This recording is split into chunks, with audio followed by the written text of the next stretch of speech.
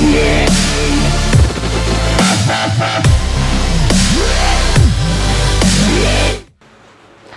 Students, आज का जो वीडियो होने वाला है ये class 12 book R D Sharma chapter 19 indefinite integrals का लेक्चर 48 का वीडियो होने वाला है। और आज हम आर डी शर्मा का पेज नंबर 19.54 के एग्जाम्पल नंबर 6 के थर्ड पार्ट के आगे एग्जाम्पल्स को डिस्कस करेंगे। तो देखिए, पिछले वीडियो में हमने एग्जाम्पल नंबर 6 का फर्स्ट पार्ट डिस्कस कर लिया था। सेकंड पार्ट पेपर में नहीं आएगा, उस तरीके के क्वेश्चन पेपर में नहीं आते हैं। थर्ड पार्ट को डिस्कस कर लेते हैं। चलिए, अब हम देखिए, ये क्वेश्चन थोड़ा सा मुश्किल है, तो इसको भी आप थोड़ा सा ध्यान दीजिएगा। तो यहाँ पे है integration sin 2x upon a plus b cos x का होल स्क्वायर। तो यहाँ पे डिनोमिनेटर में होल स्क्वायर है। अब जैसा कि आप जानते हैं, यहाँ पे इस क्वेश्चन में अगर आप देखेंगे, यहाँ पे इस ब्रैकेट को हाईलाइट कर रखा है जो कि है a plus b cos x को। कहीं ना कहीं ये क्वेश्चन बोल रहा है कि मैं इसको t रखूँ। तो देखिए, अगर मैं इसको t रखता हूँ तो यहाँ पे कॉस एक्स का जो डिफरेंशिएशन होता है वो होता है माइनस का साइन एक्स, जबकि यहाँ पे वो डिफरेंशिएशन मौजूद नहीं है। तो ऑब्वियस सी बात है, मुझे साइन एक्स को यहाँ पे इंट्रोड्यूस करना पड़ेगा न्यूमिनेटर में। तो यहाँ पे हम क्या करेंगे, साइन एक्स को इंट्रोड्यूस करने के लिए साइन 2x का फॉर्मूला लगा देंगे 2 cos x साइन एक्स, जिससे हमारा साइन एक्स न्यूमिनेटर में आ जाएगा। तो सबसे पहला काम हम क्या करेंगे, साइन 2x का फॉर्मूला लगाएंगे जो कि हो जाएगा हमारा 2 cos x sine x dx upon, यहाँ पे हो जाएगा हमारा a plus b cos x whole square. अब जैसा कि आप जानते हैं, कॉस एक्स का डिफरेंशिएशन न्यूमिनेटर में मौजूद है। अब हम क्या करेंगे, यहाँ पे a plus b cos x को यहाँ पे t पुट कर देंगे। तो put a plus b cos x is equals to t. हमने इसको t पुट कर दिया।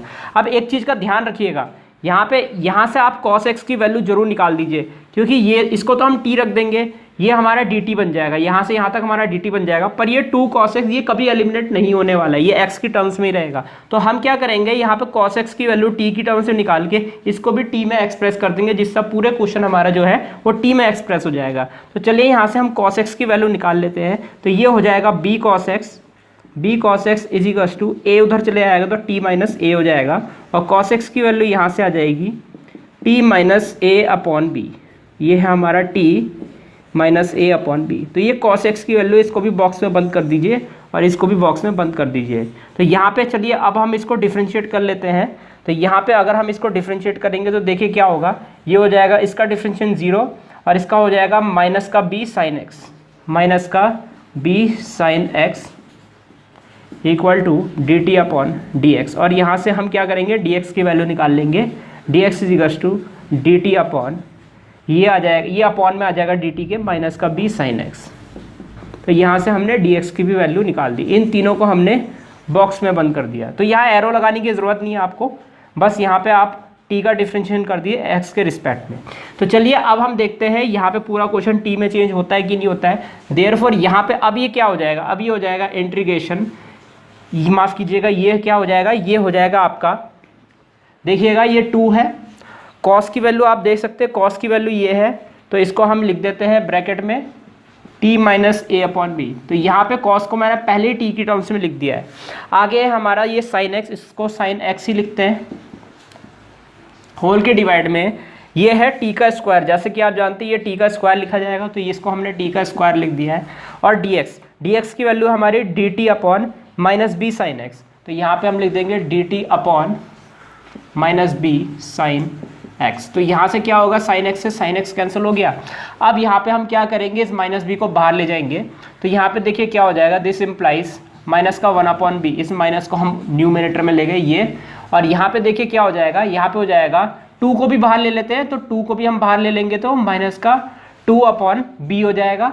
और यहाँ पे आ जाएगा आपका कितना, t minus a upon b, और यहाँ पे टी स्क्वायर। तो यहाँ डिनोमिनेटर आपस में मल्टीप्लाई हो गया है, और यहाँ पे हो जाएगा dt। तो इस प्रकार से कुछ हो जाएगा। तो इस b को भी हम क्या कर सकते हैं, बाहर ले सकते हैं, ऑब्वियस सी बात है। तो यहाँ से हम लिख देंगे माइनस का 2 अपॉन बी स्क्वायर। इंटीग्रेशन यहाँ पे हो जाएगा ब्रैकेट के अंदर t minus a upon t square. इस प्रकार से हमने यहाँ पे इसको लिख दिया। चलिए, अब यहाँ पे टी स्क्वायर को सेपरेट कर देते हैं दोनों टर्म के साथ। तो यहाँ पे हो जाएगा माइनस का 2 upon b square. Integration separate करेंगे तो यहाँ पे हो जाएगा t upon t square minus a upon t square, और आगे है dt। तो तो ऑब्वियस सी बात है एक टी से एक टी कैंसिल हो गया, यहाँ ये बचेगा 1/t। इस चलो दोनों का इंटीग्रेशन कर लेते हैं, तो यह हो जाएगा -2/b²। और यहाँ पे दोनों का इंटीग्रेशन करेंगे तो 1/t का इंटीग्रेशन होगा log t।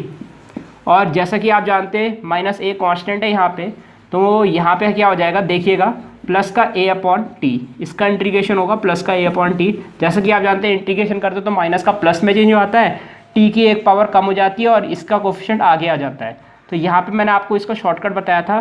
तो चलिए अब हम t की वैल्यू वापस से पुट कर देते हैं, आंसर लिख देते हैं फाइनल।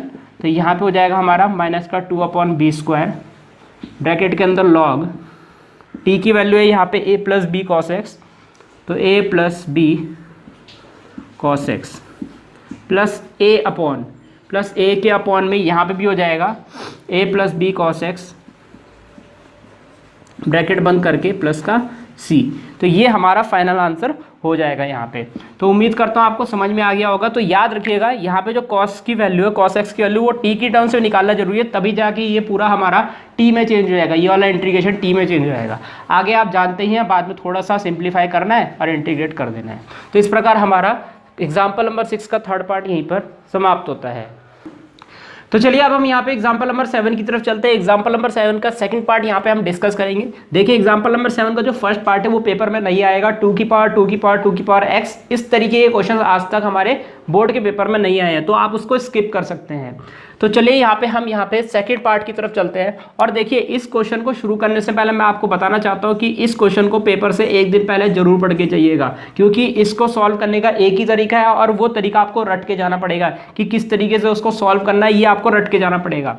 तो अगर ये डायरेक्ट ये क्वेश्चन अगर बोर्ड के पेपर में आ जाता, बहुत सारे बच्चे इसको नहीं कर पाएंगे, इसलिए मैं रिक्वेस्ट करूंगा कि यहाँ पे इस क्वेश्चन को टिक कर दीजिए और इस क्वेश्चन को आपको पेपर से एक दिन पहले पढ़ के जाना है। अब देखिए ऐसे बहुत सारे क्वेश्चन मैंने यहाँ पे आपको बता दिए कि आपको पेपर से एक दिन पहले पढ़ के जाना है। तो आपको क्या करना है, यहाँ पे देखिए, यहाँ पे एक पेज लीजिए, जिन जिन क्वेश्चनों के लिए मैंने ये बोला है कि पेपर से एक दिन पहले इनको पढ़ के जाना है, तो उन सभी क्वेश्चंस को एक पेपर में नोट डाउन कर लीजिए और उस पेपर को संभाल के रखिए जब तक आपका मैथ्स का बोर्ड का पेपर नहीं हो जाता है। तो आपको याद रहेगा कि कौन कौन से ऐसे क्वेश्चन हैं जो बोर्ड के पेपर से हमें एक दिन पहले पढ़ के जाने हैं। तो यहाँ पे उन सभी क्वेश्चंस की लिस्ट बना लीजिए जो बोर्ड के पेपर से एक दिन पहले या फिर 4 दिन पहले या फिर एक हफ्ता पहले पढ़ के जाना है। ऐसे में क्या रहेगा, अगर वैसे क्वेश्चंस पेपर में आते हैं तो आप उनको क्वेश्चंस को पेपर में कर पाएंगे, क्योंकि बोर्ड के पेपर से 3 या 4 दिन पहले अगर आप पढ़ेंगे तो बोर्ड के पेपर तक एटलीस्ट आपको वो क्वेश्चन याद रहेंगे कि वो किस तरीके से सॉल्व होते हैं। तो आपको उनको पढ़ के जाना है 3 या 4 दिन पहले, जिससे आप उन क्वेश्चनों के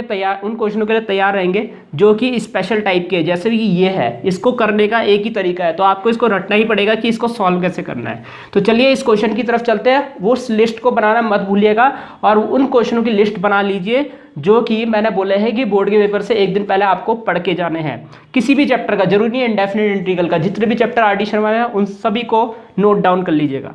तो चलिए अब हम इस क्वेश्चन की तरफ चलते हैं। तो यहाँ पे हमें गिवन है, सेकेंड पार्ट में integration 1/√sin³ x sin x plus alpha, angle में है यहाँ पे साइन के x प्लस अल्फा। तो देखिए यहाँ पे x वेरिएबल है तो अल्फा यहाँ पे क्या कंसीडर होगा, कांस्टेंट कंसीडर होगा।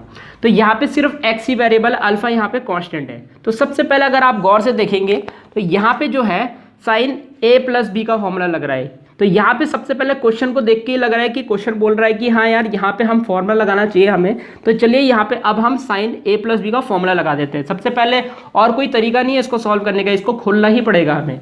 तो चलिए यहाँ पे हम पहले इसको खोल देते हैं। तो 1/ यहाँ पे है √sin³ x और यहाँ पे हम एक ब्रैकेट बना देते हैं, कर्ली ब्रैकेट। तो यहाँ पे देखिए sin x cos alpha plus cos x sin alpha, तो ये कर्ली ब्रैकेट क्लोज हो गया dx। तो यहाँ पे इस प्रकार से ये हो गया। अब देखिए अब हम यहाँ पे क्या करेंगे, देखिए हमें यहाँ पे क्या करना है, यहाँ पे साइन की इवन पावर बनानी है, यानी कि साइन की पावर 4x बनाना है, क्योंकि ये ऑड पावर है। अब इवन पावर इसलिए बनाना है क्योंकि इवन पावर अगर हम बनाएंगे तो ये जो बाहर वाली टर्म है ये अंडर रूट से बाहर आ जाएगी, और अगर कोई भी टर्म अंडर रूट से बाहर होती है तो इंटीग्रेशन थोड़ा सा आसान हो जाता है। तो हम कोशिश करेंगे यहाँ साइन की पावर 4x बन जाए, तो हम क्या करेंगे, साइन की पावर क्यूब एक्स तो बना हुआ है, तो यहाँ से अंदर से हम साइन एक्स को कॉमन ले लेंगे यहाँ पे, जिससे यहाँ साइन की पावर 4x आ जाएगा। लेकिन यहाँ पे तो साइन है, यहाँ पे तो साइन नहीं है, तो यहाँ पे हम क्या करेंगे, इस वाले टर्म में साइन से मल्टीप्लाई डिवाइड करेंगे, फिर जाके हम इस कर्ली ब्रैकेट के अंदर से साइन को कॉमन लेंगे। देखिएगा मैं क्या कर रहा हूँ यहाँ पे, तो यहाँ पे है इंटीग्रेशन 1/√, साइन क्यूब एक्स, यहाँ पे तो पहले से ही साइन एक्स है, यहाँ से तो साइन एक्स कॉमन निकल सकता है, प्लस, लेकिन यहाँ पे देखिए, यहाँ पे हम क्या कर रहे हैं, यहाँ पे ये आपका पूरा का पूरा अंडर है, यहाँ पे आप देख सकते हैं, ये आपका डिनोमिनेटर वाली लाइन है, ये अंडर वाली लाइन है, यहाँ पे हम साइन से मल्टीप्लाई और साइन से डिवाइड कर रहे हैं। तो इस प्रकार से हमने यहाँ पे साइन से मल्टीप्लाई डिवाइड कर दिया, तो अंडर हमने इतना लंबा खींच दिया यहाँ पे। तो अब हम देखिए क्या करेंगे, साइन से मल्टीप्लाई डिवाइड कर दिया, तो यहाँ पे ब्रैकेट, कर्ली ब्रैकेट के अंदर से अब साइन एक्स कॉमन आ सकता है, तो यहाँ से हमने साइन एक्स कॉमन लिया, तो देखिए क्या आएगा, इंटीग्रेशन 1/√, यहाँ पे हो जाएगा साइन की पावर 4x, ऑब्वियस सी बात है, यहाँ से साइन कॉमन, यहाँ से भी साइन कॉमन, तो यहाँ साइन की पावर 4x बन जाएगा, कर्ली ब्रैकेट के अंदर बचेगा साइन एक्स कॉमन, तो यहाँ कॉस अल्फा बचेगा, और प्लस यहाँ से साइन एक्स कॉमन निकाला हमने, तो कॉस अपॉन साइन, यहाँ पे क्या हो जाएगा, ये हो जाएगा कॉट एक्स, इसको कॉट एक्स लिख दीजिएगा, और यहाँ पे हो जाएगा साइन अल्फा, तो ये पूरा अंडर रूट के अंदर है, ये आपका डिनोमिनेटर वाला लाइन dx। तो कुछ इस प्रकार से आपका आ गया है कर्ली ब्रैकेट। अब देखिए यहाँ से हम इसको अंडर रूट से बाहर ले सकते हैं, अंडर रूट से बाहर जाते हुए ये साइन स्क्वायर एक्स बन जाएगा। तो चलिए यहाँ पे हम इसको एक लाइन और लिख देते हैं, दिस इम्प्लाइज इंटीग्रेशन, यहाँ पे हो जाएगा 1/ अंडर रूट से बाहर जाके ये हो जाएगा साइन स्क्वायर एक्स, और यहाँ पे अंडर रूट के अंदर देखिए क्या हो जाएगा, अंडर रूट के अंदर ही कर्ली ब्रैकेट फंस जाएगा, तो ये हो जाएगा cos alpha plus cot x sine alpha, ये हो जाएगा, और dx, तो ये आ गया। तो ये तो अंडर रूट से बाहर निकल गया। 1/sin स्क्वायर एक्स क्या होता है, ये होता है कॉसेक स्क्वायर एक्स, तो यहाँ पे हम 1/sin को कॉसेक लिख सकते हैं। तो चलिए यहाँ पे लिख देते हैं इंटीग्रेशन, यहाँ पे आ जाएगा न्यूमिनेटर में कॉसेक स्क्वायर एक्स, और अपॉन में यहाँ पे अंडर रूट में बचेगा आपका क्या, अंडर रूट में बचेगा यहाँ पे कॉस अल्फा, तो यहाँ पे है cos alpha plus cot x, और यहाँ पे है साइन अल्फा अंडर रूट के अंदर, साइन अल्फा dx। तो देखिए ये क्वेश्चन आपका बन चुका है। यहाँ पे वेरिएबल कौन है डिनोमिनेटर में, कॉट एक्स, कॉट एक्स का डिफरेंशियल होता है माइनस का कॉसेक स्क्वायर एक्स, यानी कि अब हम यहाँ पे देख सकते हैं, यहाँ पे कॉट एक्स का डिफरेंशिएशन न्यूमिनेटर में मौजूद है, तो क्यों ना हम यहाँ पे कॉट एक्स को टी रख दें। तो यहाँ पे देखिए, या तो हम कॉट एक्स को टी रख सकते हैं, तो यहाँ पे अल्फा अल्फा, ये कॉस अल्फा साइन अल्फा, ये भी तो कांस्टेंट है, क्यों ना हम यहाँ पे cos alpha plus cot x sine alpha, इसको इस पूरे को टी रख दे, इससे फर्क तो पड़ेगा नहीं, क्योंकि ये कांस्टेंट है, कांस्टेंट का डिफरेंशिएशन 0 हो जाएगा, और ये जो कांस्टेंट है ये तो कॉमन बाहर आ जाएगा, इससे फर्क नहीं पड़ने वाला। या फिर हम ये कर सकते हैं कि अंडर रूट के साथ रख दें, क्योंकि जब हम इस पूरे को रख ही रहे हैं तो अंडर रूट के साथ रख देते हैं, जिससे कि क्या होगा, क्वेश्चन की कैलकुलेशन आसान हो जाएगी। तो हम यहाँ पे क्या करेंगे, हम यहाँ पे पूरा का पूरा डिनोमिनेटर अंडर रूट के साथ इस पूरे को टी रख देंगे, जिससे क्वेश्चन आसान हो जाएगा। तो पुट अंडर रूट का cos alpha cot x sine alpha is equals to t, इस पूरे को टी रखा। अब देखिए यहाँ पे अंडर रूट का डिफरेंशिएशन मुश्किल होता है, जैसे कि आप जानते हैं, तो यहाँ पे क्या करेंगे, स्क्वायरिंग बोथ साइड कर देंगे। जब भी आप अंडर रूट के साथ टी लेते हैं स्क्वायरिंग जरूर कीजिएगा। तो यहाँ पे हो जाएगा cos alpha plus cot x sine alpha equal to कितना, टी स्क्वायर, ये टी स्क्वायर हो गया। अब डिफ्रेंशिएट कर लेते हैं एक्स के रिस्पेक्ट में, इसका डिफरेंशिएशन 0 हो जाएगा, कॉस अल्फा का डिफरेंशिएशन 0, और कॉट अल्फा का डिफरेंशिएशन माइनस का cosec square x, cot x का differentiation cosec square x, sine alpha तो ऐसे ही रहेगा, ये तो आपका कांस्टेंट है, और इसका डिफरेंशिएशन होगा टी स्क्वायर का डिफरेंशिएशन 2t, और टी का डिफरेंशिएशन एक्स के रिस्पेक्ट में dt/dx, तो ये आ जाएगा। तो यहाँ से हम क्या करेंगे, dx की वैल्यू निकाल लेंगे, तो dx इज इक्वल टू यहाँ पे हो जाएगा 2t dt अपॉन, यहाँ पे हो जाएगा माइनस का cosec square x sine alpha, तो यहाँ से ये आ जाएगा। तो ये हमने dx की वैल्यू भी निकाल दी है, t की वैल्यू को भी बॉक्स में हम बंद कर देते हैं यहाँ पे। तो चलिए देखते हैं अब ये इंटीग्रेशन क्या हो जाएगा। इंटीग्रेशन ऊपर न्यूमिनेटर में हमारे पास cosec स्क्वायर एक्स अपॉन में ये पूरा का पूरा अंडर रूट के साथ हमारा t है, और dx की वैल्यू है हमारे पास 2t dt अपॉन माइनस का cosec square x sine alpha ये है। तो यहाँ पे cosec स्क्वायर एक्स से cosec स्क्वायर एक्स कैंसिल हो गया, इस t से ये t भी कैंसिल हो गया। तो 2 अपॉन साइन अल्फा ये कांस्टेंट है माइनस के साइन के साथ, तो ये माइनस का 2 याद रखिएगा, 2 अपॉन माइनस साइन अल्फा बाहर आ जाएगा, ये कांस्टेंट है पूरा हमारा। तो -2 अपॉन साइन अल्फा, माइनस को हम ऊपर ले गए, ये पूरा का पूरा कांस्टेंट है। तो यहाँ पे बचा क्या, यहाँ पे सब 1 बचा, बस 1 के अलावा और कुछ भी नहीं बचा है, तो 1 डॉट dt हो जाएगा। तो ऑब्वियस सी बात है यहाँ पे अब हम इंटीग्रेट कर लेंगे, 1 का इंटीग्रेशन t हो जाएगा और प्लस का c। तो t की वैल्यू वापस से हम पुट कर देते हैं, तो ये आ जाएगा हमारा, ये हो जाएगा माइनस का 2 upon sine alpha under root में, यहाँ पे हो जाएगा हमारा 2 के अपॉन में साइन अल्फा, इस प्रकार से लिख देते हैं हम। और 2 के यहाँ पे t की वैल्यू है हमारे पास under root cos alpha plus cot x sine alpha, और इसका है प्लस का c। तो ये हो जाएगा, तो ये हमारा फाइनल आंसर हो जाएगा इस वाले क्वेश्चन का। तो उम्मीद है आपको समझ में आ गया होगा, पेपर से एक दिन पहले इसको ज़रूर पढ़ के जाइएगा। तो इस प्रकार हमारा एग्जाम्पल नंबर 7 का सेकंड पार्ट यहीं पर समाप्त होता है। तो चलिए अब यहाँ पे हम थर्ड पार्ट की तरफ चलते हैं। तो यहाँ पे देखिए थर्ड पार्ट में आपको क्या गिवन है, यहाँ पे गिवन है इंटीग्रेशन x की पावर 4 माइनस एक्स होल की पावर 1/4 x की पावर 5 dx। तो यहाँ पे हमें ये गिवन है। तो देखिए यहाँ पे सबसे पहली चीज़ आपको 1/4 पावर दिखी होगी, कहीं ना कहीं हमें यहाँ पे कोशिश करनी चाहिए कि ये एलिमिनेट हो जाए। तो देखिए इसका एलिमिनेट होने का एक ही तरीका है कि हम यहाँ से इसके अंदर से x की पावर 4 जैसी कोई टर्म बना दें और इसके बाहर कॉमन ले लें, क्योंकि अगर x की पावर 4 हम यहाँ से कॉमन लेने में कामयाब हो गए तो वो 1/4 पावर से बाहर आ जाएगा। तो यहाँ पे कोशिश रहेगी कि हम x की पावर 4 को न्यूमिनेटर से कॉमन ले लें। तो यहाँ पे देखिए करेंगे क्या, यहाँ से तो x की पावर 4 कॉमन निकल जाएगा, यहाँ से नहीं निकलेगा। तो यहाँ से निकालने के लिए हम क्या करेंगे, गौर से देखिएगा। तो यहाँ पे हम लिख रहे हैं इंटीग्रेशन, गौर से देखना।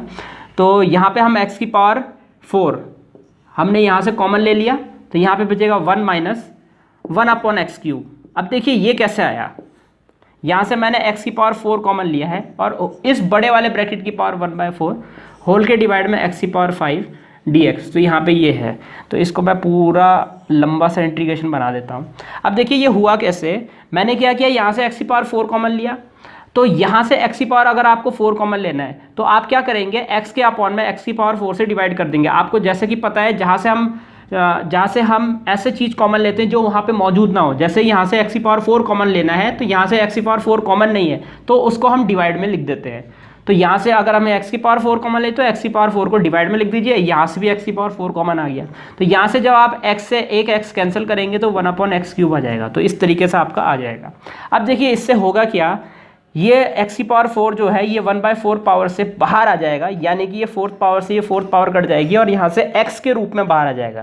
तो ये हो जाएगा इंटीग्रेशन x, यहाँ पे हो जाएगा 1 माइनस 1/x³, इसकी पावर 1/4, क्योंकि ये तो बाहर आ गया है इस 4 पावर से 4 पावर को काट के, अपॉन में यहाँ पे है x की पावर 5 dx। उम्मीद है आपको समझ में आ रहा होगा किस तरीके से मैंने x की पावर 4 कॉमन लिया।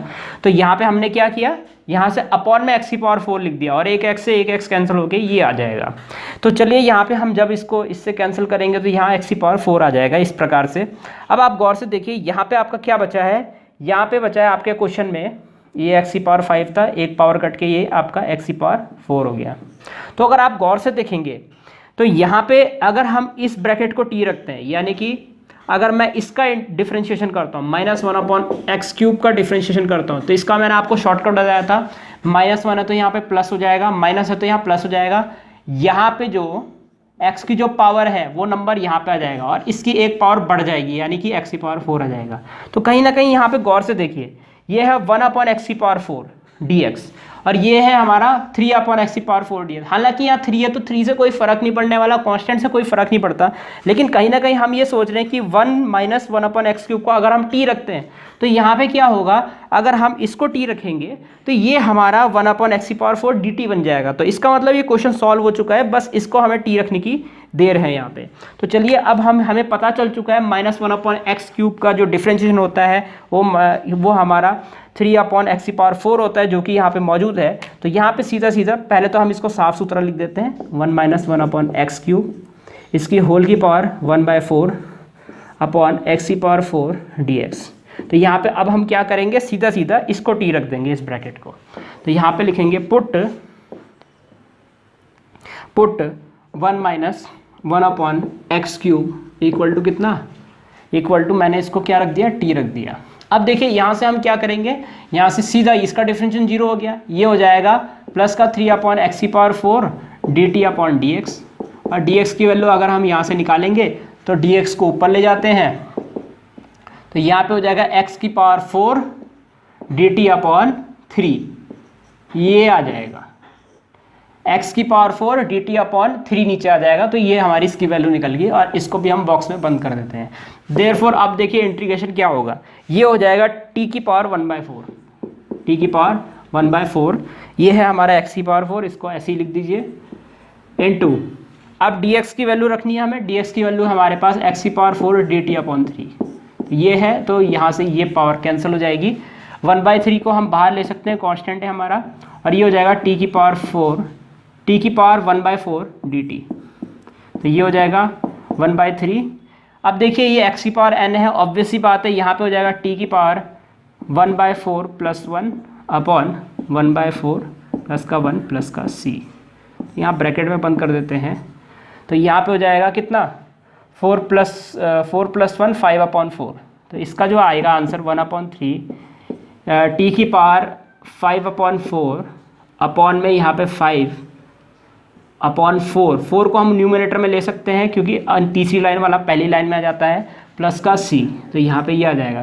तो देखिए डिनोमिनेटर आपस में मल्टीप्लाई हो जाएंगे, तो यहाँ पे फाइनली आएगा हमारा 4/3 5 × 15 t⁴ 5/4 प्लस का c। अब t की वैल्यू वापस से रख देते हैं हम, तो t की वैल्यू है ये x माइनस, माफ़ कीजिएगा 1 - 1/x³, तो ये हो जाएगा 4/15 1 - 1/x³ होल की पावर 5/4 प्लस का c। तो चाहे तो आप यहाँ पे आंसर छोड़ सकते हैं, ज़्यादा सॉल्व करने की ज़रूरत नहीं, यहीं पे आंसर छोड़ दीजिएगा। तो इस प्रकार हमारा थर्ड पार्ट यहीं पर समाप्त होता है। तो स्टूडेंट्स इस प्रकार ये वीडियो यहीं पर समाप्त होता है। उम्मीद है आपको वीडियो समझ आया होगा। इसके नेक्स्ट वीडियो में हम आगे एग्जाम्पल्स डिस्कस करेंगे। इस वीडियो को देखने आपका बहुत बहुत धन्यवाद। अगर आपको वीडियो समझ आया तो आप इस को लाइक जरूर कर दीजिएगा और अपने दोस्तों को इसको शेयर जरूर कर दीजिएगा, और इस चैनल को सब्सक्राइब भी जरूर कर दीजिएगा, क्योंकि मैं आगे भी इस तरह के वीडियोज़ आपके लिए लाता रहूँगा। तो सब्सक्राइब जरूर कर दीजिएगा। फिलहाल के लिए इस वीडियो में इतना ही, मिलते हैं हमारे नेक्स्ट लेक्चर में।